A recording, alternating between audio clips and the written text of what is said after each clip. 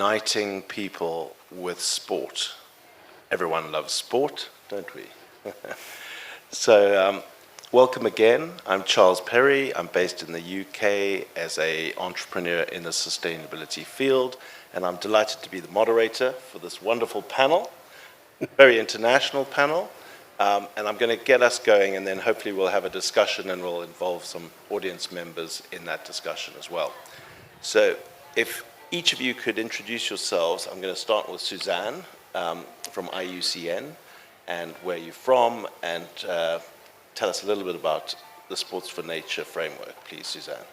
I'm Susanne Petersen, and I work for IUCN, the largest and oldest conservation organization, and it's based in Switzerland, but I'm Danish by nationality, and I come from a family of sports enthusiasts, so I'm really excited about this very unique Sports for Nature framework, which is very different from what IUCN normally does. We really normally work at providing all the data, like Chris Paddock said, when we are saying how many species are threatened, etc. We are providing that data, IUCN Red List of Threatened Species, etc. We normally also work in the field of international organizations, conventions, discussions like here at COP. But we've gone beyond traditional to form a Sports for Nature framework, which is really unique in trying to unite the sports community with international organizations. So it's formed by IUCN, the International Olympic Committee, UN Environment Program, UNEP, but also the Convention on Biological Diversity, you know, the guys negotiating all these things on nature and climate, and then a philanthropic organization, Sails for Change. And we are really trying to get the sports industry and organizations to commit, use their transformative power, the fact that they capture our hearts and minds to bring it to support the nature, to own up to their responsibility for climate change as well. So I think it's a very exciting initiative. We've got 50 sign-ups already, but more and more are coming, and we're inviting any sports organization all over the world, no matter what size, whether it's top professional clubs or your small club locally, you're more than welcome as long as you commit to using your power to transform and get everyone to care about climate and nature through sports. Thank you. Thank you, Suzanne. Very good. So Iris, you've brought footballs? Yeah. From Germany? So if you see someone walking around with a very colorful ball and an SDG ball, that's probably going to be me, and I'm part of Spirit of Football. I'm from Germany, but I've been around a lot in the Middle East and the Arab world, so very happy to be back here in Dubai. Spirit of Football is an NGO. We're based in Germany. We do social projects on integration and also workshops on sustainability with schools and football clubs. And we like to bring this topic of climate action to the general public through sports, using football in our workshops. And our DNA project is the ball. You can see it here. This is the ball with 13,000 signatures. We travel every 4 years to the World Cup. And this year was the first to the Women's World Cup. Maybe you guys know where it was. So we traveled from London to New Zealand and Australia, doing the same workshops we do in Germany, but also everyone we meet is allowed to sign the ball and make a pledge on gender equality and climate action. So you can imagine we have thousands of pledges, thousands of people are united. It's a sign of equality. We all belong together, and I think we have all the same in mind in uniting us all in the fight for climate action through sport. Fantastic. So basically, we need people to sign up, and we need people to start playing football, right? So this lot aren't just going to be sitting, is that right? Well, we have all the options we can do. That's a little thing to know. Before you sign, you also have to do a header. So even if it's your first header, you're very welcome. We have ambassadors and presidents doing their first header, signing the ball. It's great fun. Don't be afraid. Are It's you going going to to be give fun. us a demonstration first, though, when we get to that? We can do that, no problem. I don't know if I mentioned that I'm a football player myself, so I can do this all day. Good, very good. Right, Izzy, over to you. Hi, everyone. Thank you so much for the invitation to be here. I guess I'm here representing Extreme. It's one of the championships that I work with. But I've worked in motorsport for about 12 years. I'm originally from Australia, Australian-Polish, but I moved to Saudi Arabia last year, and after working in Saudi for 3 years. So I'm quite involved in motorsport there. And with Extreme, that was kind of my introduction to how sports can drive change. I came up with the role of impact correspondent. I started in motorsport actually as a DJ, and then through my passion for environmentalism, and then COVID happened and I didn't have a career in DJing anymore. So I went back to my journalism roots and created the role of impact correspondent.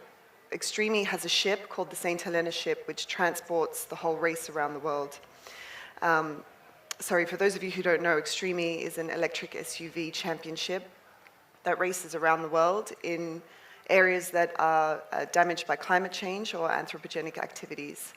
And I lived on this ship for 11 months and created content around the climate and social issues that around each race location that Extreme E went to.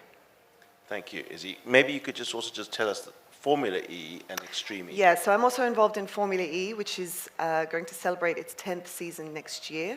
And that is a driver for electric mobility. So a lot of the technology, a lot of the electric mobility technology that you see today on the streets is a direct result of the innovation at Formula E.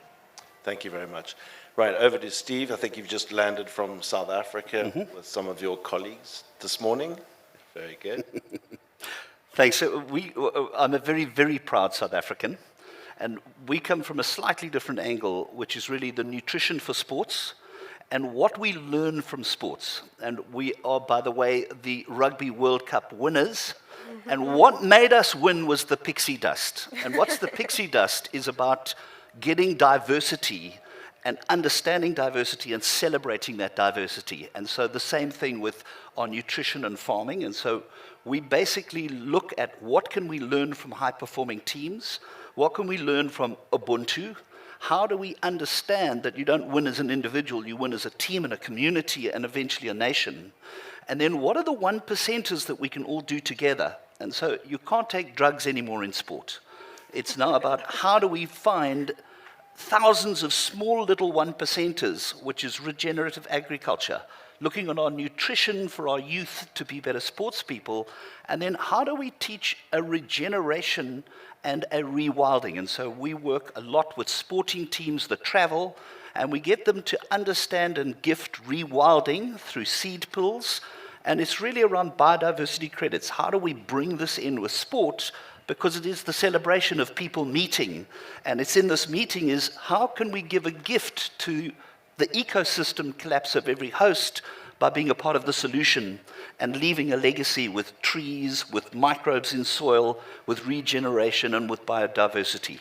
And so we create alliances and we look at how can we look at the future of food and how can we look at the future of nutrition. And it's that partnership with how do we get young generations that are learning football with Amandla football and eating well so that we don't have the malnutrition, the stunting, etc. And we pull that together. So we are the farmers with veldschoens, and that is our part of kind of celebrating learning from sport and bringing it back in. And clearly inspired by the great Nelson Mandela. Absolutely. With that wonderful moment in 1995, the Invictus movement, using rugby to unite a nation. Wasn't that beautiful? Right, Amber, we're sitting at your beautiful Extreme Hangout, and you're on the stage.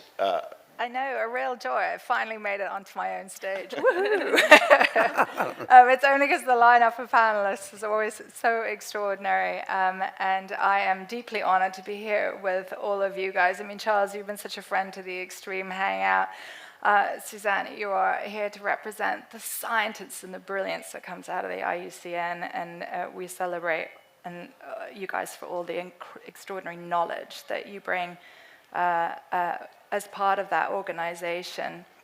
And Iris, I mean, football is the greatest game in the world, according to an awful lot of the population around the world. I have to say, it's not kind of my bag. In fact, I was playing with my 12-year-old nephew recently, and my ankle is still not quite the same. I'm really not very good at it. And then correspondence. We need storytellers. We need all of these stories to tell us to get out around the world. So Izzy, thank you so much for being here. And then Ubuntu, Steve.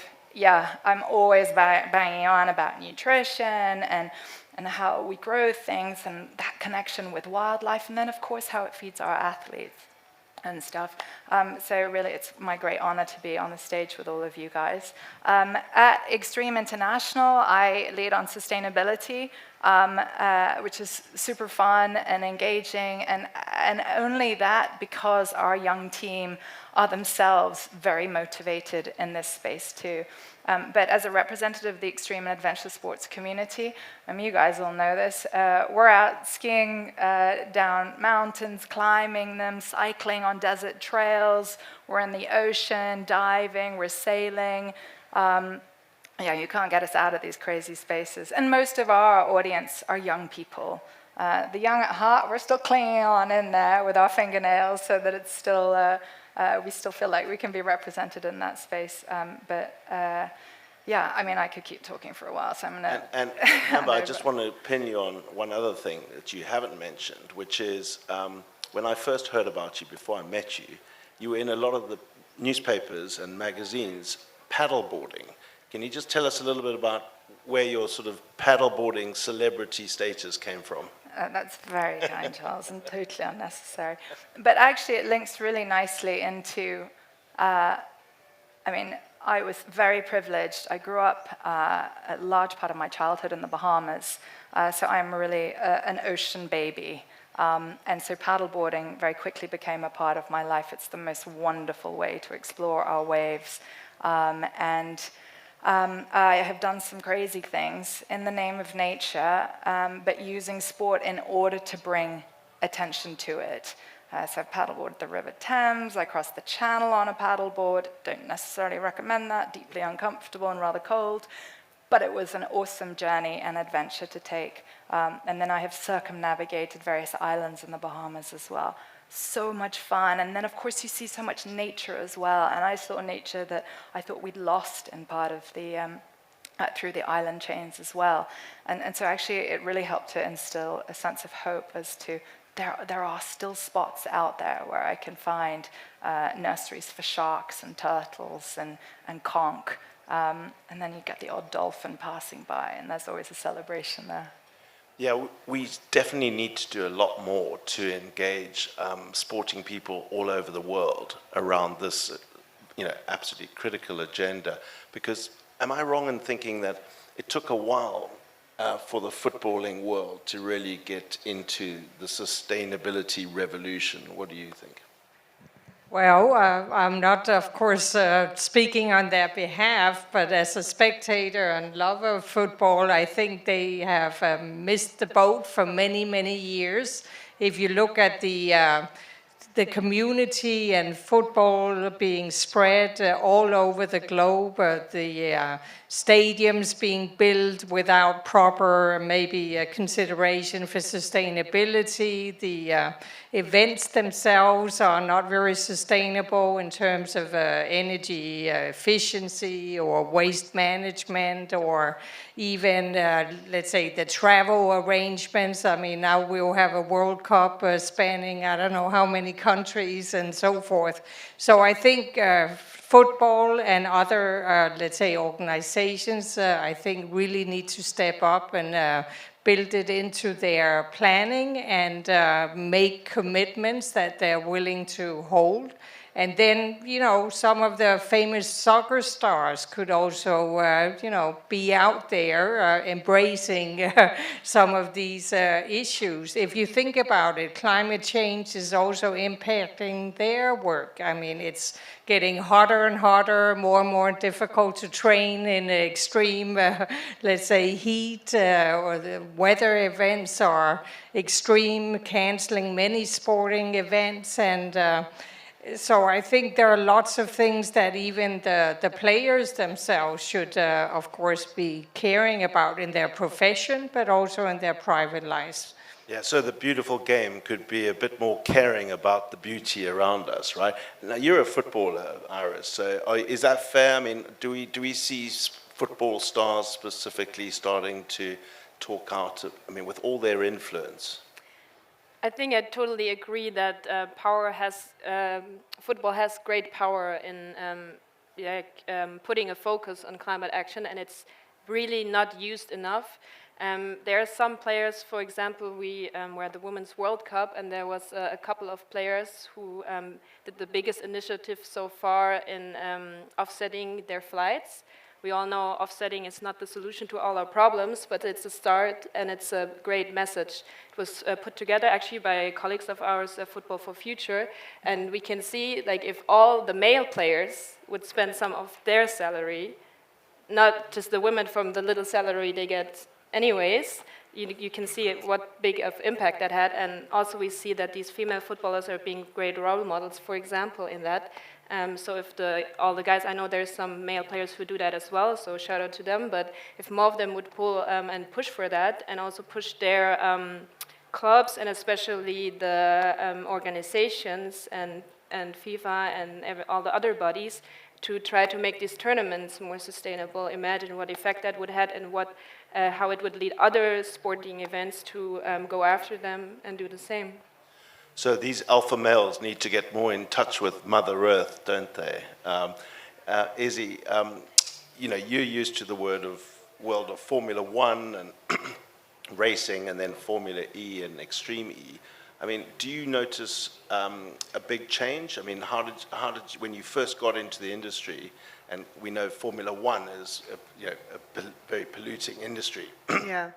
Can you just describe how things are changing? I can't speak for Formula One, but the motorsport industry is typically a very emissions-heavy, male-dominated industry, and Extreme E is challenging that. We also, one of our core pillars is also equality, so it's electrification, entertainment, environment, and equality, and we champion true gender equality. We're the only motorsport championship that has a male and a female driver in each team. But we've attracted Lewis Hamilton from the Formula One world as a team owner. We have motorsport legends like Carlos Sainz, Nasser Al-Attiyah, Sebastian Loeb, Christina Gutierrez, the very long list, who have come in obviously to participate, but they also participate in something that we have called, which is the Legacy Program. Our mantra is race without a trace.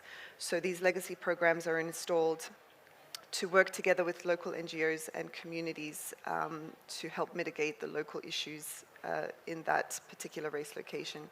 So definitely from my experience, I've worked at Formula One, and I can see that Extreme E, Formula E, we are starting to have a little bit of an effect. And actually, we just made an announcement that Extreme E is going to partner with Formula One for the hydrogen Extreme. So in 2 years' time, Extreme E will have 2 races. It'll be Extreme E and Extreme H, so to further develop the hydrogen technology. And Formula One is a signatory on that, so they're going to help promote and also push the innovation in that, which is great because, we talk about unifying, and others would see that Formula One and Formula E are perhaps in competition, but we're not. We're there to support each other. Formula One and Formula E are completely different.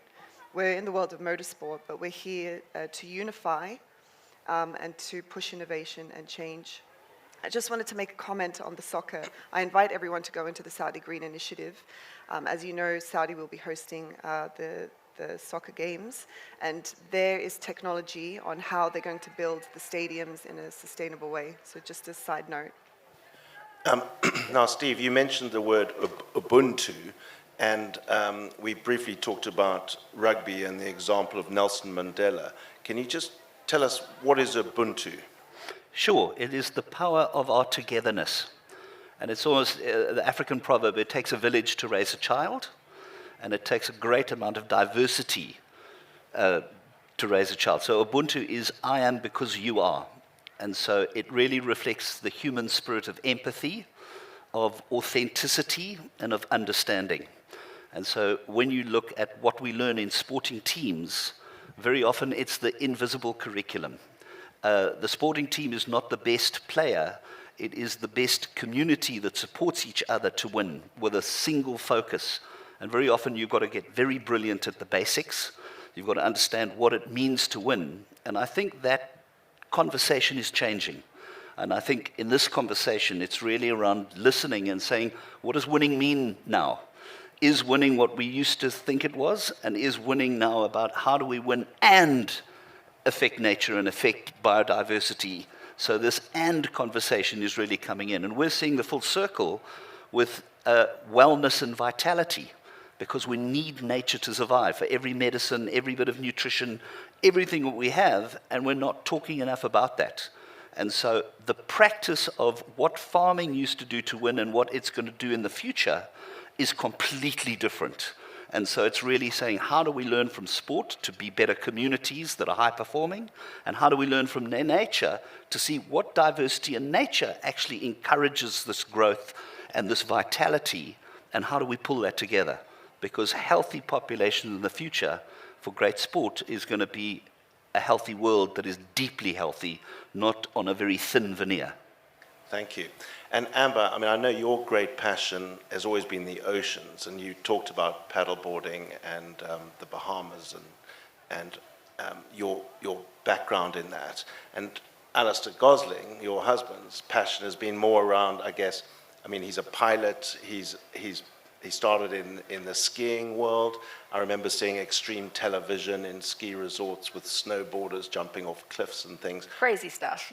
And your union has sort of brought adventure sports and the climate risks that we're facing together to look for solutions. Can you talk about that? Yeah, absolutely. So at Extreme International, we've got an enormous following. It's about 20 million fans across the different social channels.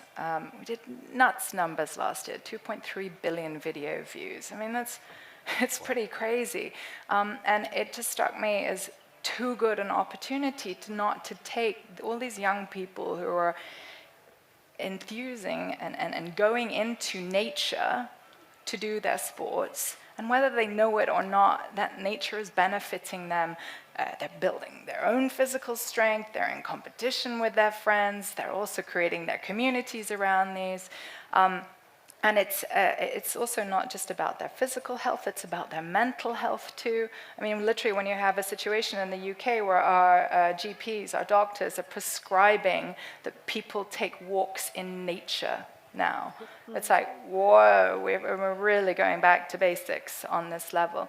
But when I really got to understand the community through working at Extreme, I was like, hang on a second, these guys are all going into nature for all of these reasons, and you know what it's like when you end up in nature, you start caring about it, you care about it, you want to protect it, and then with luck you find your voice and different ways to do it. That's exactly what happened to me.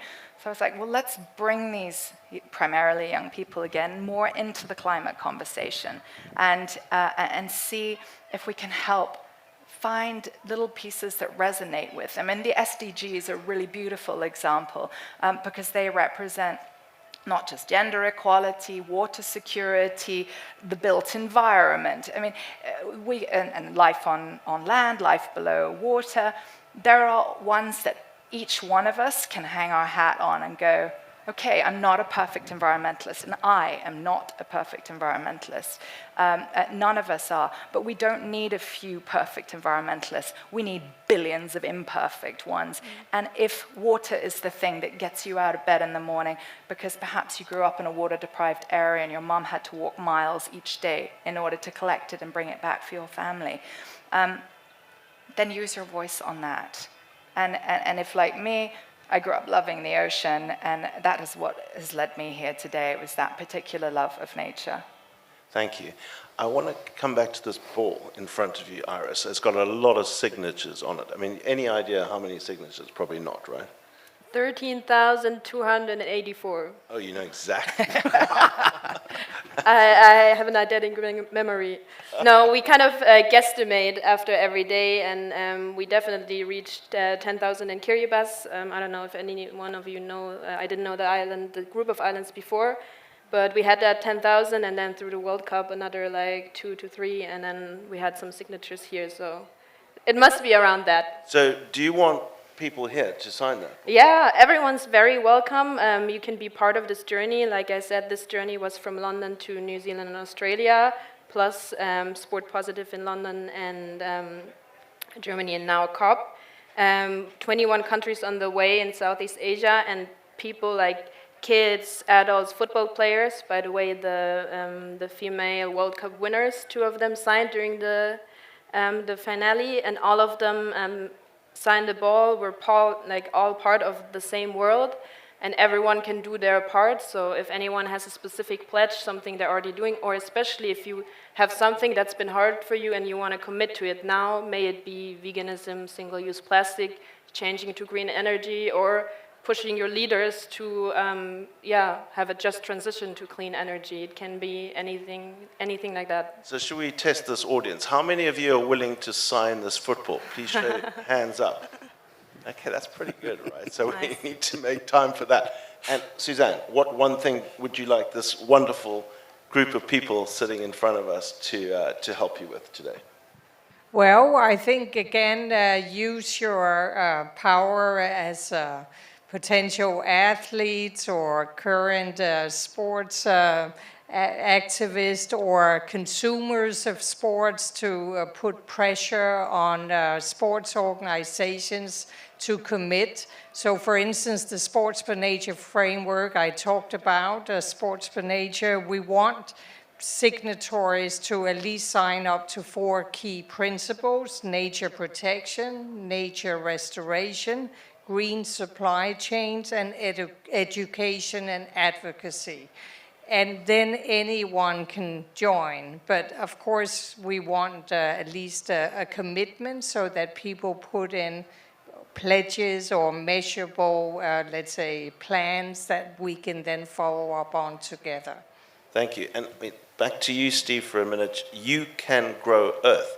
So can everyone here grow Earth? What are you offering them in terms of seedlings or something? So we get sporting teams that are traveling to develop landrace seeds and to look at what we call seed pills, which is indigenous microorganisms instead of chemical fertilizers, seed boxes for nutrition, so specifically school teams, etc., and then all of the indigenous tree varieties done with the right fertilizers, and those seed pills are a legacy and a gift. So it's under winwinearth.org, and it's really around getting people to celebrate the biodiversity that you're traveling in, not just the people that you're with, and leaving a rewilding legacy. Okay, lovely.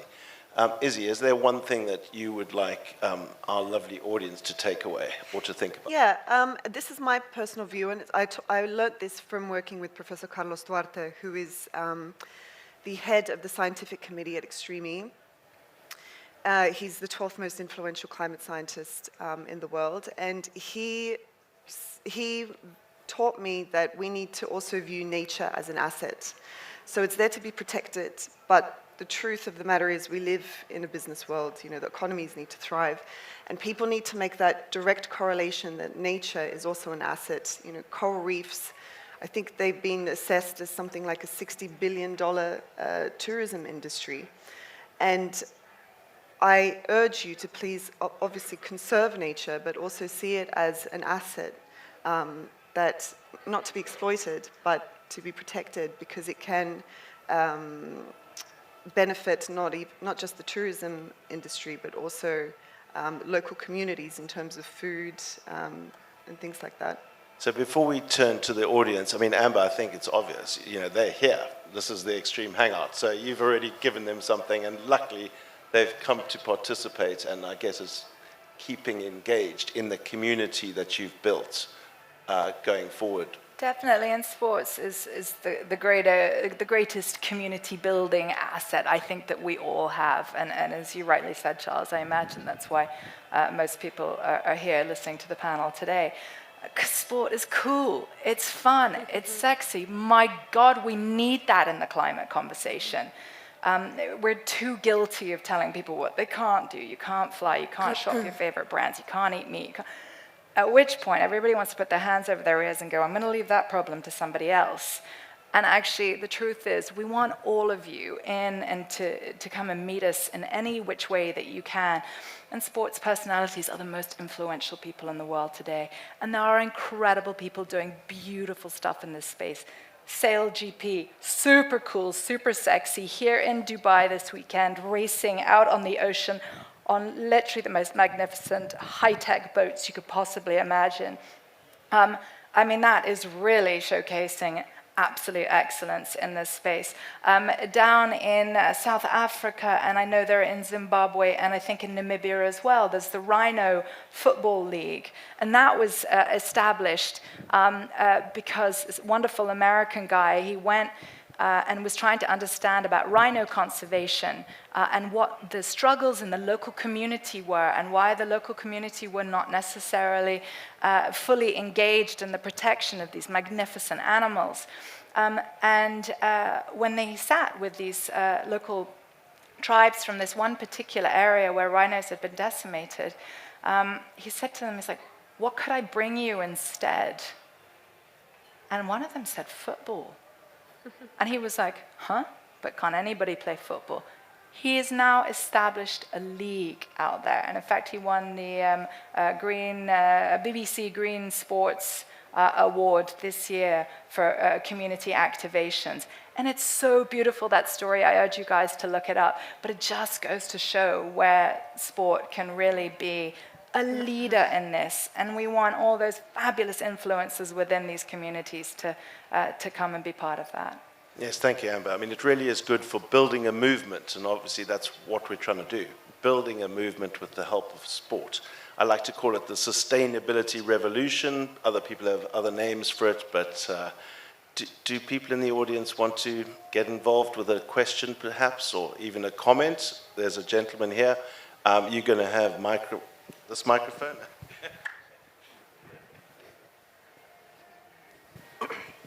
Good afternoon, everybody.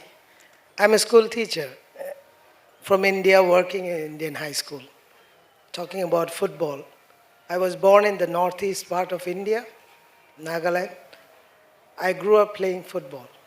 And even yesterday, in 3 months' time, I met an African young guy, 22 years old, at Mamzar Beach. He was practicing. It's been 3 months, I haven't touched football. He tore me apart and literally coached me for 2 hours. So it's very true that sports can get into the heart of people, kids. You know, I was going around the whole day, everywhere asking the question, what are you doing for the kids? Because you have to start small to make big things. I find a lot of talk. I've been commenting on Facebook and all these things and all. What are you doing really to plant these seeds in the kids? Because they are going to grow up into trees. We are ignoring them.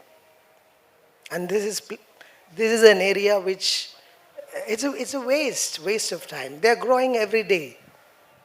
And today I think the world is in such a way pulled apart. The kids don't understand. So, Suzanne, I just wanted to hear that 4 goals from you because I'm also a teacher of environmental management. So, I was planning to make this a serious business in my classes because every time the kids get bored, I take them out for football. So, what they want from me is not history classes. They want me to come with them for football. So I think I'll take that word very seriously. Thank you.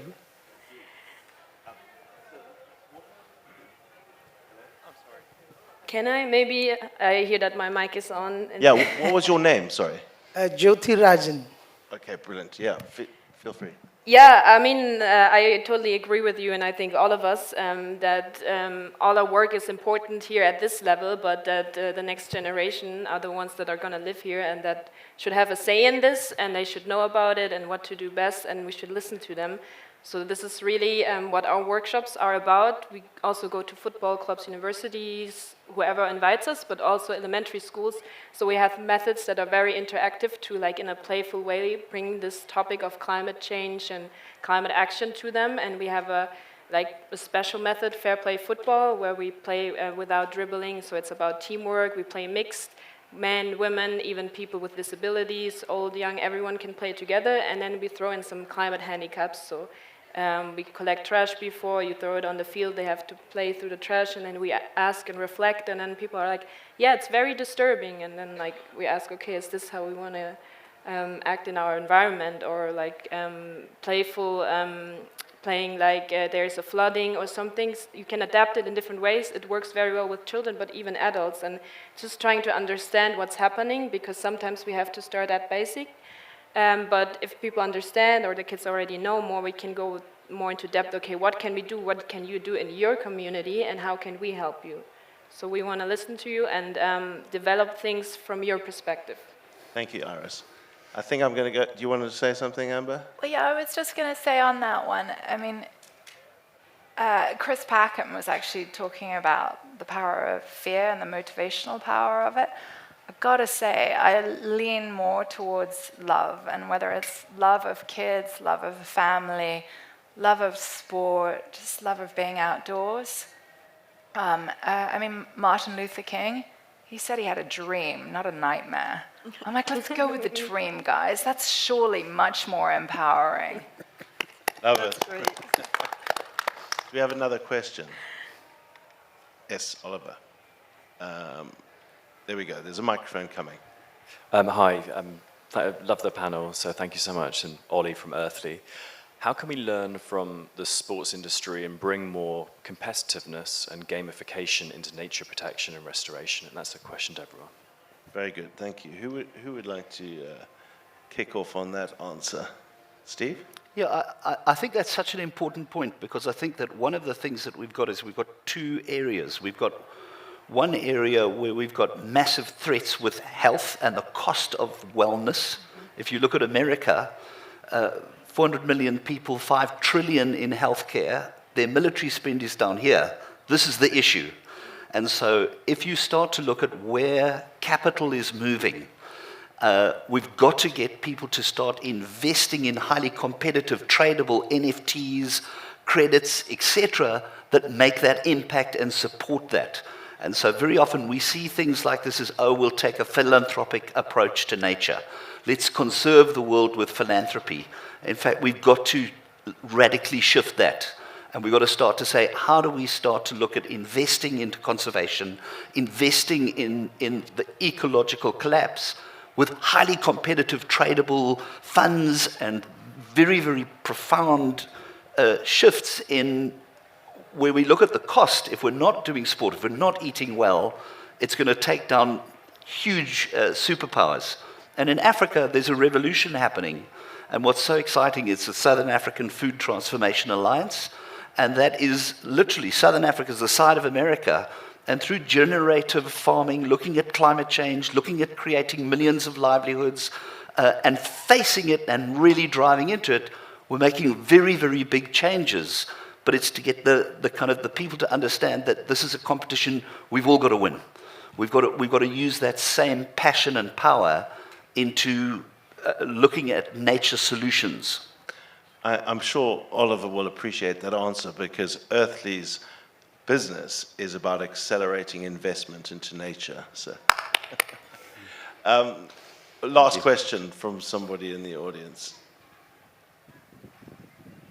Or we are going to do last comments from each panelist.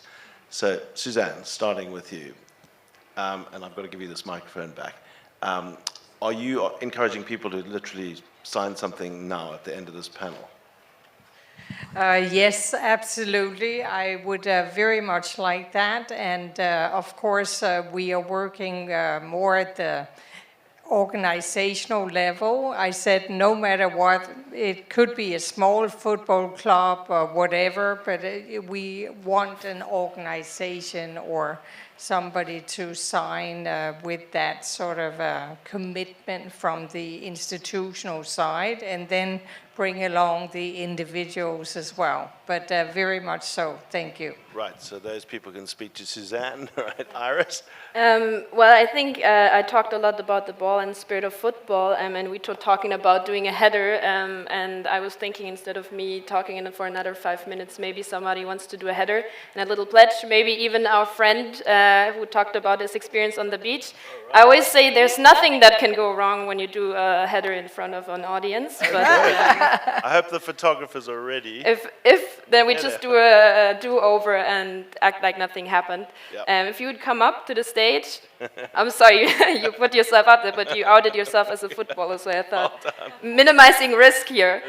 So we like to, for everybody, you can come up here, we like for everybody to touch the ball with their head before they sign. You can think about a pledge. I mean, you're already doing something. It can be anything what you want to do to protect the environment. It's going to be on the stream, so whatever you say, other people are going to hear and maybe take in as example. And what we like to do is before you do the header, we do the little stadium thing of "Oy," so we can all wake up a little bit. I know it's been hot, we're all a bit dizzy, so shake your shoulders, Do you want get your hands stand up. up or we You can stand up, yeah, stand up and Everyone- do "Oy" when the header, and then I'll give you the ball and you can do your pledge. Okay? On 3, or is it just... I'll start you off. I'll do "Oh" and then "A." Right. Ready? Okay. Okay, you can look at the camera and do your pledge.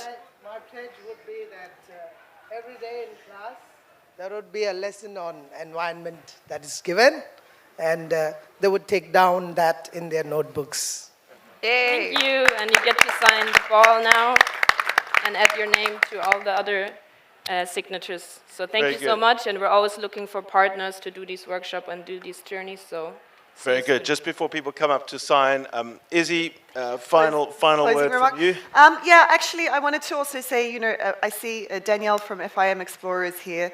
Thank you for coming. And Extreme has had a little bit of a domino effect in terms of gender equality and, pushing the conversation on the climate crisis with 2 other electric championships, FIM E-Explorer, which is a motorcycle championship, also 1 male and 1 female in each team, and another electric championship that is actually starting in Saudi Arabia, in Jeddah next year. It's called the E1 Series, and we have Tom Brady, Rafael Nadal, Steve Aoki, huge sports ambassadors, which is what we talked about, that are team owners and will also be pushing the conversation on the climate crisis, particularly on the oceans, because the oceans is the greatest carbon sink in the world.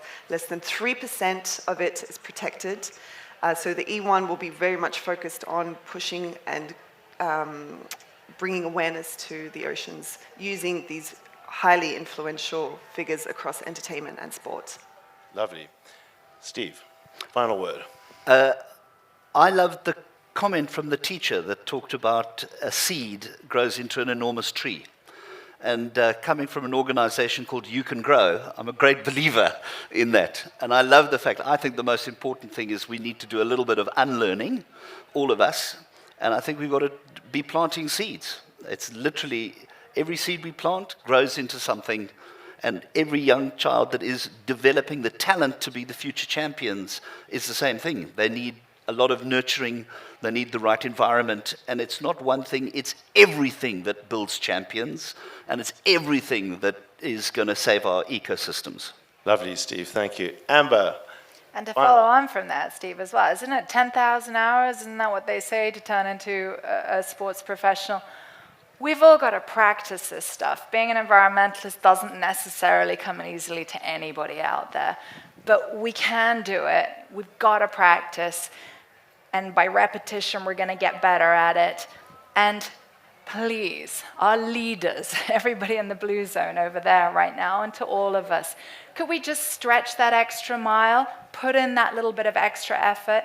Let's pretend we're all running a marathon together. Come on, we've got to have that energy to get across this finishing line because it's going to benefit all of us, but most especially our kids. thank you, Amber. I think all of you will agree that it's a pretty special panel over here, so let's give them a round of applause.